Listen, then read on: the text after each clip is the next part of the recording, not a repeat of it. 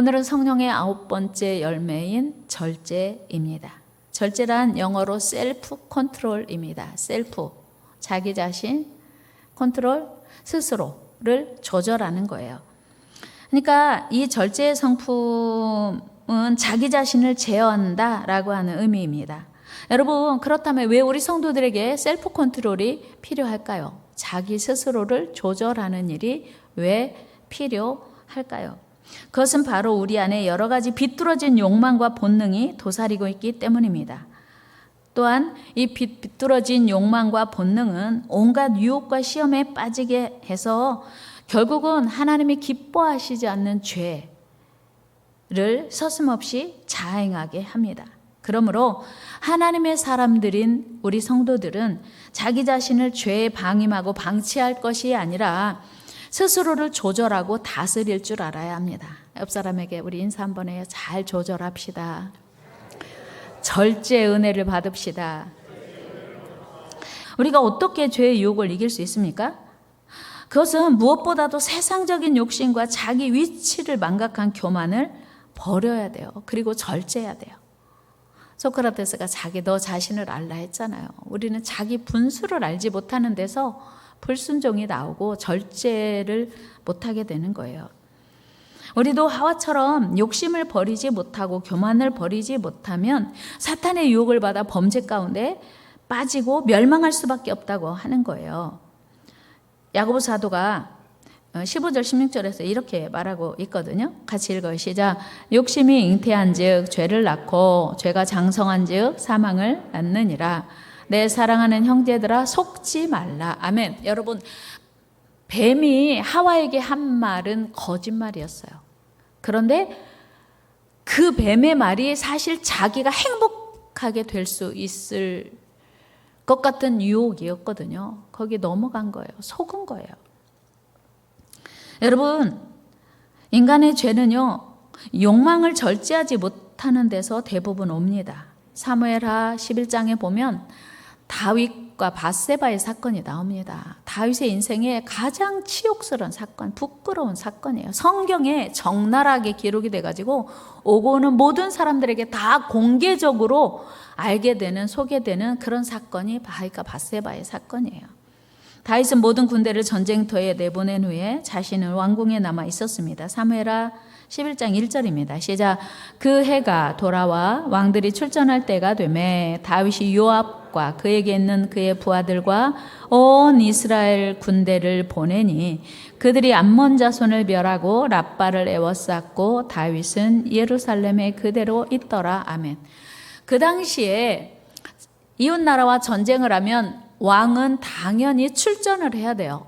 그런데 지금 다윗은 그동안 여러 나라들과 치열한 전쟁을 치르느라고 지쳐 있기도 하고 대부분 나라를 다 승리했어요. 그래서 이제 쉬어도 될 정도가 되기도 했습니다. 누가 봐도. 그래서 다윗은 지금 왕궁에 있었어요. 거기까지 아무 문제 없어요. 그런데 저녁 때가 되어서 다윗은 침상에서 일어나서 옥상을 거닐게 되었고 우연히 목욕하는 여인을 발견하게 된 거예요. 2절 말씀 같이 읽어요. 시작. 저녁 때 다윗이 그의 침상에서 일어나 왕궁 옥상에서 거닐다가 그곳에서 보니 한 여인이 목욕을 하는데 심히 아름다워 보이는지라. 목욕하는 여인을 우연히 봤어요. 그럴 수도 있지요. 우연히 본 것 때문에 죄로 이어지지는 않습니다.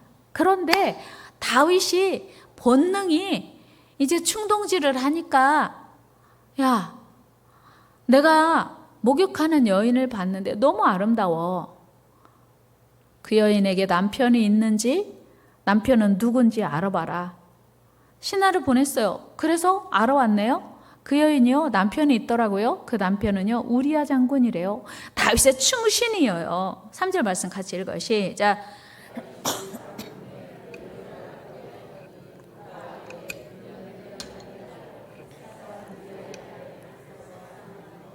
아멘.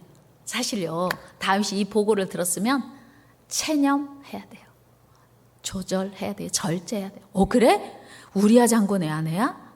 그렇구나. 알았어. 그래야 돼요. 거기까지 끝이면 돼요. 그런데 다윗 안에 본능적인 반응이 일어났는데 가서 데려오라 그런 거예요.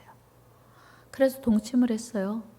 우리아 장군, 자기 충신의 우리아 장군의 아내인 걸 알고 남편이 있는 여자인 걸 알았음에도 불구하고 다윗은 셀프 컨트롤에 실패한 겁니다. 본능을 주체하지 못하고 어이없이 무너지고 말았습니다. 마치도 다윗은 고삐 풀린 방아지처럼 죄를 이어갔습니다. 4절 말씀 같이 읽어요. 시작.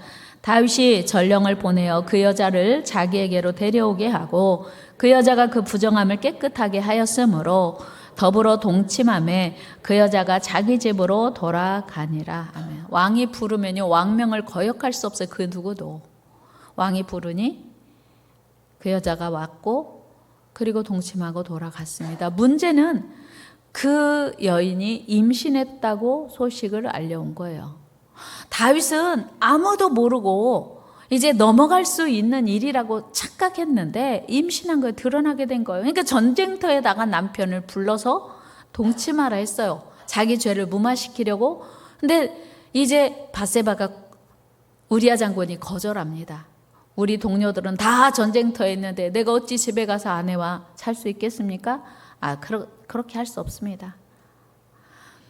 그러니까 자기 죄가 이제 드러날 수밖에 없게 되니까 충신 우리아 장군을 전쟁터 맨 앞에 보내서 죽였습니다.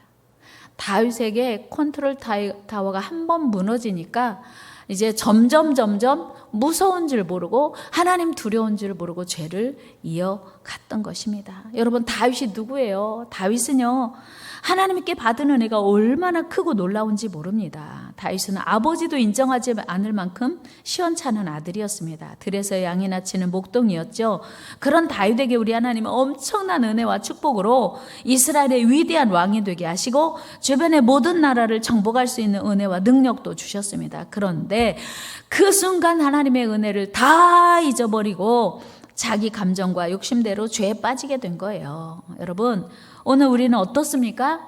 다윗을 생각하면 얼마나 아쉽습니까? 거기서 그만 잠깐 멈췄더라면 얼마나 좋았겠어요. 그런데 다윗에게 자기 조절, 절제하지 못하고 계속 나가다가 다윗은 부끄러운, 하나님 앞에서도 부끄럽고 많은 사람들 앞에서 부끄럽고 오고 오는 모든 새, 우리가 다 알아요. 다윗의 실수 허물을. 참 부끄러운 오점을 남기게 됐죠. 오늘 우리는 어떨까? 오늘 우리가 조절하지 못하고 절제하지 못하는 죄가 뭐가 있는지 한번 생각해 봐야 돼요. 하나님께서 주신 건강과 지혜와 시간과 물질과 열정, 또 생명, 여러 가지 기회를 하나님이 주셨습니다. 그 기회들을 하나님의 영광을 위해서 사용하고 있는가? 오늘 지금 내가 가지고 있는 거, 누리고 있는 모든 것들이 하나님이 맡겨주신 것임을 우리는 기억해야 돼요. 그런데 내 뜻대로 내 마음대로 사용할 때가 많다는 거예요. 여러분, 오늘 우리의 눈, 우리의 시선 무엇을 향해 있습니까? 우리의 마음은 어디에 있습니까? 혹시 오늘 우리의 눈과 마음이, 손과 발이 하나님이 싫어하시는 죄에 온통 가 있는 건 아닙니까? 그렇다면 속히 돌이켜야 돼요. 마태복음 5장 29절에서 예수님은 이렇게 말씀하세요. 같이 읽어요. 시작. 만일 내 오른 눈이 너로 실족하게 하거든 빼어버리라. 내 백체 중 하나가 없어지고 온몸이 아멘. 여러분, 오른 눈 없는 게 나아요? 지옥 가는 게 나아요? 오른 눈 죄진다고 눈을 하나 뽑는 건 쉬운 일 아닙니다. 그런데 예수님은 눈이 범죄하거든 눈을 뽑아버리래요. 손이 범죄하면 손을 찍어버리래요. 발이 범죄하면요, 발을 찍어버리래요. 눈이 있고 손이 있고 발이 있고 지옥 가는 것보다 눈이 없더라도, 발이 없더라도, 손이 없더라도 천국 가는 게 훨씬 낫다고 하는 거예요. 사도 바울도 이렇게 말씀하고 있어요. 골로새 3장 5절 말씀 시작. 그러므로 땅에 있는 지체를 죽이라. 곧 음란과 부정과 사욕과 악한 정욕과 탐심이니 탐심은 우상 숭배니라. 아멘. 하나님을 믿는 사람에게 욕심대로 본능대로 사는 건 그거는 우상 숭배래요. 하나님 믿는 게 아니라는 거예요. 여러분, 어떻게 그렇게까지 하고 살 수 있을까요? 하나님은 다 하나님보다 더 사랑하는 모든 것들, 본능대로 행하는 것들 다 죄라고 하는 거예요. 왜 이렇게 예수님께서 또 사도 바울께서 절제에 대해서 강력하게 말씀하고 있을까요? 여러분, 이 세상에 육신을 가지고 사는 사람 중에 욕심 없는 사람이 누가 있을까요?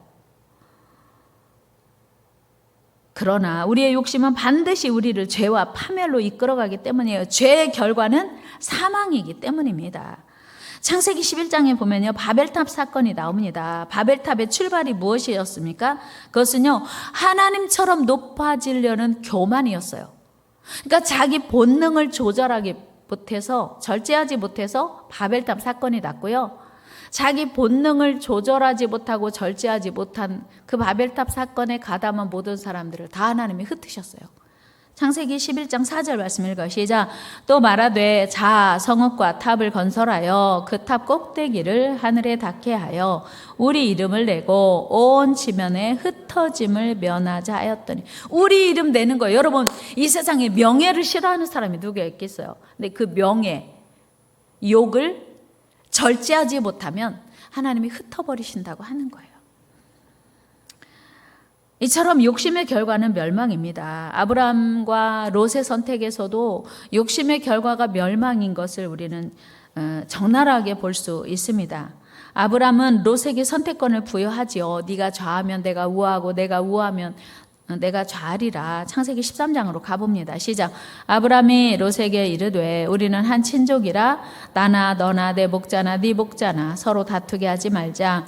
내 앞에 온 땅이 있지 아니하냐. 나를 떠나가라. 네가 좌하면 나는 우하고 네가 우하면 나는 좌하리라. 아브라함은요, 자기가 삼촌이에요. 삼촌이 조카 롯을 데리고 왔어요. 삼촌에게 먼저 선택권이 있음에도 불구하고 아브라함은 욕심이 하나도 없는 거 보이잖아요. 네가 골라. 네 마음대로. 네가 먼저 선택해. 이게 절제한, 자기 조절하는 마음이거든요. 그런데 롯은 욕심대로 소돔 지역을 선택합니다. 10절 말씀 읽어요. 시작. 이에 롯이 눈을 들어 요단 지역을 바라본즉 소알까지 온 땅에 물이 넉넉하니 여호와께서 소돔과 고모라를 멸하시기 전이었으므로 여호와의 동산 같고 애굽 땅과 같았더라. 롯이 자기 기준으로 보니 너무 아름다운 곳이 에덴 동산처럼, 그래서 그곳을 선택했어요. 그런데 자기 기준에 좋은 땅이 하나님 기준으로 보니까 어떤 땅이었어요? 13절 같이 읽어요. 시작. 소돔 사람은 여호와 앞에 악하며 큰 죄인이었더라. 여러분, 하나님 기준으로 보니까 소돔 땅은 악하고 죄가 가득한 땅이었어요. 그런데 아브라함은 자기 눈에 좋은 땅이 아닌 하나님의 뜻을 중심으로 한 가나안 땅에 머물게 되었습니다. 12절 말씀 읽어요. 시작. 아브라함은 가나안 땅에 거주하였고 롯은 그 지역의 도시들에 머무르며 그 장막을 옮겨 소돔까지 이르렀더라. 아멘. 가나안 땅, 하나님이 원하는 곳이 가나안이거든요. 그런데 아브라함은 가나안 땅에 머물렀어요. 그러니까 아브라함의 마음속에는 늘 하나님의 뜻이, 하나님의 말씀이 중심 깊이 자리하고 있던 것입니다. 여러분, 이것이 육체의 욕심을 따라 사는 것이 아닌 성령을 따라 사는 사람들의 모습입니다. 그 후에 그 아름다운 땅 소돔 땅을 선택한 롯이 어떻게 되었습니까? 하나님은 그 죄악의 땅을 불과 유황으로 멸망시키십니다. 우리 창세기 19장으로 가봅니다. 시작. 여호와께서 하늘 곧 여호와께로부터 유황과 불을 소돔과 고모라에 비같이 내리사 그 성들과 온 들과 성에 거주하는 모든 백성과 땅에 난 것들을 다 엎어 멸하셨더라. 아멘. 소돔과 고모라에 불과 유황을 비같이 하나님이 내리셨어요. 왜요? 죄가 가득한 도시였기 때문이었어요. 여러분, 순간적인 만족과 쾌락을 선택한 사람의 최후를 롯이 보여주고 있습니다. 지금도 많은 사람들이 많은 것을 절제하지 못하고 어리석음에 빼앗기고 있습니다. 요즘은요, 각종 성인병이 왜 생기죠? 너무 많이 먹어서 생겨요. 필요한 만큼 이상으로 먹으니까 각종 성인병이 생기는 것입니다. 요즘은요, 청소년들까지 마약, 물론 우리 아직 시골은, 이 동네는 청소년들에게까지 오지 같다고 전 믿어요. 그런데 서울은요, 10대 청소년들에게까지 마약이 너무 쉽게 지금 독버섯처럼 번져가고 있다고 하거든요. 그거 아니어도 우리가 뭐 매스컴에서 많이 듣는 프로포폴, 이것도 일종의 그냥 순간적인 달콤함을 주는 것들, 그것을 이제 프로포폴 주사를 받다 조금 더 하다가 결국은 생명까지 잃는 경우도 많다는 걸 우리는 보게 돼요. 무슨 쾌락도 뭐 여러 가지, 하여튼 위험 수위를 조절하지 못하고 빠져들다가 마침내 생명까지 잃는 사람들이 참 많습니다. 그래서 우리는 이 세대를 본받지 말고 하나님의 사람답게 살아야 돼요. 바울이 분명히 말씀하셨어요. 너희는 이 세대를 본받지 말라고. 다 같이 이 세대를 본받지 맙시다. 이 세대를 본받지 맙시다. 아멘. 그렇습니다. 지금 이 시대 사람들은요, 욕망을 조절 못하고요, 본능을 조절하지 못하고, 하여튼 어디까지 도대체 갈 것인지, 마치도 고삐 풀린 망아지처럼, 브레이크 없는 자동차처럼 계속해서 질주하고 있는 걸 우리는 느껴요. 욕망의 포로가 되어서. 그러나 우리 하나님의 사람들은 절제의 사람이 되어야 돼요. 프랑스의 계명가의 사상가인 루소는 이런 말을 했습니다. 절제와 노동은 가장 훌륭한 두 의사들이다. 노동은 식욕을 돋구고 절제는 지나친 탐욕을 막는다. 중국 격언에는 절제는 최선의 양약이다. 진정한 행복은 절제에서 솟아난다. 이처럼 동서고금을 막론하고 절제의 중요성, 절제의 필요성에 대해서 강조하고 있습니다. 그렇다면 이제 오늘을 살아가는 우리 차례입니다. 여러분, 우리는 보통 내가 가진 기회를 내 맘대로 사용해도 된다고 생각해요. 내 몸인데 내 맘대로 사용하면 어때? 내가 하고 싶은 대로 말하면 어때? 내가 내 돈인데 내가 쓰고 싶은 대로 쓰면 어때? 우리는 이렇게 생각해요. 하나님은요, 다 정해줬어요. 정해주셨어요. 시간도 24시간을 하나님이 우리에게 빌려주셨거든요. 내 마음대로 쓰면 안 돼요. 하나님을 위해서 써야 되고요, 자기 자신을 위해서 써야 돼요. 우리는 그래서 기도도 하고 성경도 읽고 그 다음에 묵상도 하고 암송도 하고 기도도 하고 일도 해야 됩니다. 그런데 우리는 하나님을 위하여 시간을 배려하지 않습니다. 할애하지 않습니다. 물질도 하나님을 위해서 할애할 게 하나도 없는 거예요. 내가 쓰고 싶은 대로는 다 쓰고 하나님을 위해서 할애할 부분이 없는 거예요. 뿐만 아니고 우리는 내 몸도 내 것이니까 내 맘대로 말하고 내가 하고 싶은 대로 가고 싶은 대로 우리가 사용하고 있는 거예요. 여러분, 우리는 현대인들처럼 굳이 욕망과 본능을 조절하고 그렇게 힘들게 살 필요가 뭐야? 라고 반문할 때 있습니다. 이에 대한 사도 바울은 이렇게 말하고 있어요. 고린도전서 9장 25절에서 이렇게 말해. 시작.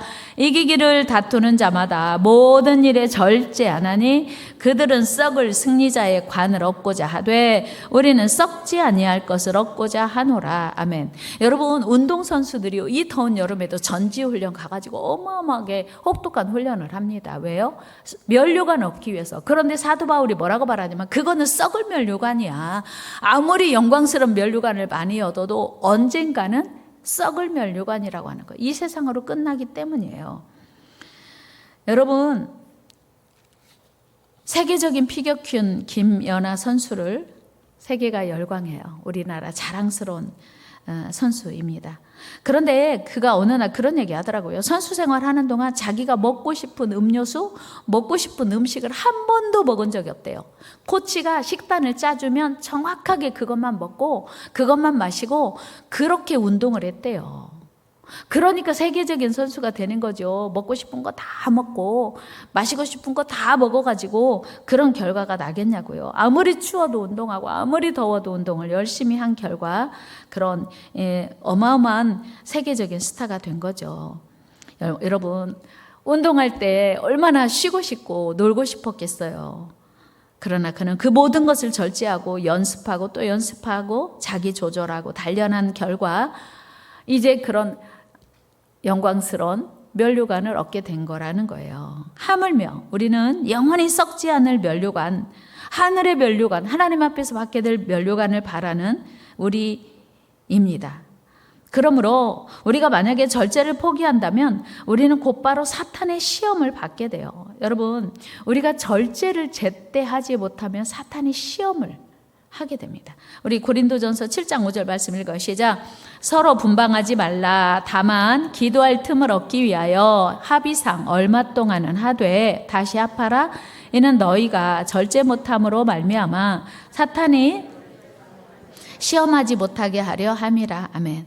우리 교회는 그런 분 한 분도 안 계셔요. 그런데 기도한다는 이유로 교회에서 뭐 처리하고 뭐 이런 이유로 이제 남편의 허락 없이 분방하는 거 바울이 하지 말라고 해요. 왜요? 물론 기도할 기회를 얻기 위해서 얼마 동안은 필요하지만 그 이상은 하면 안 된다고 말씀해요. 왜요? 절제하지 못해서 남편이 시험에 빠지고 죄에 빠질 수 있기 때문이라는 거예요. 이런 이유들로 인해서 사도 바울은 날마다 자신의 몸을 복종시킨다고 고백합니다. 우리 고린도전서 9장 27절 읽어요. 시작. 내가 내 몸을 복종하게 함은 내가 남에게 전파한 후에 자신이 도리어 버림을 당할까 두려워함이로다. 아멘. 우리는요, 절제의 탁월함을 키워야 돼요. 절제의 탁월한 자가 마침내 승리하는 자고요. 그래서 절제의 탁월함을 길러야 돼요. 터키 남쪽에 있는 타우러스 산맥에는 두루미들이 많이 살고 있대요. 특히 이 두루미들은 하늘을 날 때 큰 소리를 내는데 유난히 그들이 꽥꽥하는 그 소리가 너무 시끄럽대요. 그런데 두루미들이 그 소리 지르는 그 소리를 듣고 독수리들이 지금 두루미 떼가 잔뜩 이동하고 있구나 하고 독수리가 나타나서 그 소리를 듣고 잡으려고 온대요. 그러니까 소리를 내므로 인해서 생명의 위협을 받게 되는 거예요. 그래서 노련한 두루미들은 하늘을 날기 전에 입에 소리를 지르지 못하도록 자갈을 물린대요. 뭐를 물려요? 소리를 못 내도록 자갈을 물린대요. 누가요? 사람이요? 아니요. 두루미들이. 말 못하는 짐승인 두루미가 생명을 보존하기 위해서 자갈을 물린다는 거예요, 입에. 여러분, 대단한 결단이죠. 입에 자갈을 물리면 얼마나 불편하겠어요. 얼마나 아프겠어요. 그러나 독수리에게 잡아먹히지 않기 위한 대단한 결단이죠. 두루미들이 살기 위해서 입에 자갈을 무는 건 대단한 절제의 순간이에요. 그렇다면 하나님의 자녀인 우리는 어떠해야 할까요? 여러분, 모든 일에 절제해야 돼요. 모든 일에 절제해야 돼요. 우리 모든 일에 절제합시다. 같이 합니다. 모든 일에 절제합시다. 왜요? 모든 일이 하나님 앞에서 심판받아야 하기 때문이에요. 우리가 한 말, 우리가 행동, 우리가 한 모든 일들이 하나님 앞에 심판받기 때문에 우리는 절제해야 한다고 하는 거예요. 또한 건강에 유익하지 않은 음식도 건강을 위해서 절제해야 합니다. 돈을 낭비하는 것도 절제해야 합니다. 시간을 낭비하는 것도 게으름을 절제해야 돼요. 아까 다윗도요, 지금 오후까지 침상에 있었다고 성경 이야기하거든요. 그러니까 자기 시간을 조절하지 못하고 절제하지 못한 결과에 그런 범죄로 이어졌다고 하는 거예요. 이 모든 일을 통해서 마침내 승리의 면류관을 우리는 얻게 될 수 있습니다. 그런데 아무리 생각해도 연약한 우리 힘으로는 절제가 불가능함을 알게 돼요. 그래서 오늘도 우리는 성령의 도우심을 구해야 합니다. 매 순간 하나님의 은혜와 도우심으로 절제할 수 있습니다. 여기까지 성령의 9가지 열매를 다 말씀드렸어요. 그런데 절제와 온유가 연결되어 있어요. 사랑과 희락이 연결되어 있어요. 성령의 9가지 열매는 각각의 다른 분야 같지만 다 하나님의 성령 안에서 가능한 성령으로만 이룰 수 있는 연결된 열매라고 하는 것도 알게 돼요. 여러분, 성령의 9가지 열매를 잘 맺기 위해서, 삶 속에서 맺어가기 위해서 날마다 하나님의 도우심을 구하고, 날씨가 더워도 주님을 묵상하고 주님을 사랑하는 저와 여러분 되기를 주의 이름으로 축원합니다.